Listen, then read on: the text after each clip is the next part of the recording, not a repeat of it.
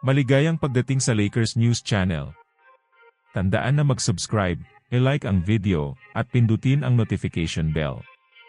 Ipaalam sa amin sa mga komento kung saang lungsod ka tumututok.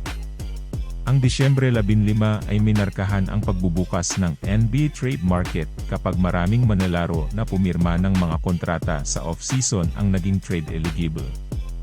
Habang papalapit ang mga koponan sa quarter point ng season, sinusuri nila ang kanilang mga lakas, pangangailangan, at potensyal na hakbang upang makamit ang kanilang mga layunin. Sumisid tayo sa trade buzz.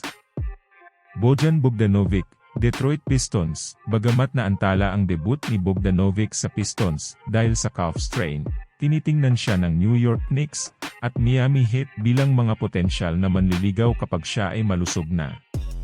Sa kabila ng hindi pagiging isang pangmatagalang akma para sa Pistons, ang kanyang husay sa pagmamarka, ang may average na career high na 21.6 puntos bawat laro noong nakaraang season, at ang matalas na pagbaril mula sa malalim ay ginagawa siyang isang agarang kontributor para sa isang koponan na nangangailangan ng opensa.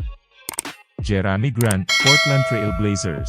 Si Grant ay hindi naging sentro ng kamakailang mga alingaw-ngaw sa kalakalan, ngunit ang mga naunang ulat ay nagmungkahi ng kanyang kakayahang magamit bago ang deadline ng kalakalan. Sa kabila ng kanyang mamahaling kontrata, ang kanyang nababagay na estilo ng pagtatanggol at pag-atake, ay maaaring makaakit ng mga koponan na kayang bayaran ang kanyang deal.